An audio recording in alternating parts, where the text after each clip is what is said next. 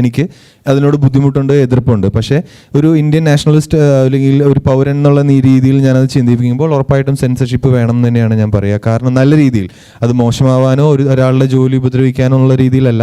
കാരണം സിനിമ എന്ന് പറയുന്ന ബിഗ് മീഡിയ ആണ്, ഒരുപാട് പേരെ ഇൻഫ്ലുവൻസ് ചെയ്യാൻ സാധിക്കുന്ന ഒരു മീഡിയ ആണ്. അപ്പോൾ അതുകൊണ്ട് തന്നെ അതിനെ നെഗറ്റീവായിട്ടും എങ്ങനെ വേണമെങ്കിലും നമുക്ക് ഉപയോഗിക്കാം. നമ്മൾ ഒരുപാട് പ്രൊപ്പഗണ്ട സിനിമകൾ കാണുന്നുള്ള ആളുകളാണ്. സോ അതുകൊണ്ട് തന്നെ സെൻസർഷിപ്പിന് അതിൻ്റെതായ നല്ല വശങ്ങളും ദൂഷ്യവശങ്ങളും ഉണ്ട്. അതാണ് ഞാൻ നേരത്തെ പറഞ്ഞത്, ആവിഷ്കാര സ്വാതന്ത്ര്യമുള്ള ആർട്ടിസ്റ്റ് എന്നുള്ള നിലയിൽ എനിക്ക് അതിനോട് സെൻസർഷിപ്പിനോട് ഭയങ്കര എതിർപ്പാണ്.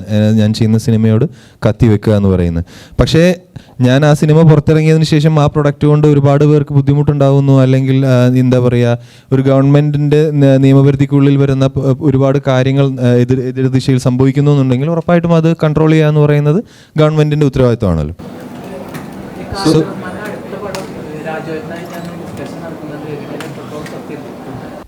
ഒരുപാട് ഡിസ്കഷൻസ് നടന്നു എന്നേ ഉള്ളൂ. അതിലൊന്നും ഇതുവരെ തീരുമാനം ഉണ്ടായിട്ടില്ല. ഞാനും വളരെയധികം എക്സൈറ്റഡ് ആയിട്ട് എക്സ്പെക്റ്റ് ചെയ്യുകയാണ് എന്തായിരിക്കും അടുത്ത സിനിമ എന്നുള്ളത്. ഇനിയെങ്കിലും വേറൊരു സിനിമ ചെയ്യണം, നല്ലൊരു സിനിമ ചെയ്യണം എന്നൊരാഗ്രഹമുണ്ട്. So thank you so much. അങ്ങനെയല്ല, ഇതിനേക്കാൾ നല്ലൊരു സിനിമ ചെയ്യണം എന്നുള്ളതാണ് അടുത്തൊരാഗ്രഹം. Thank you.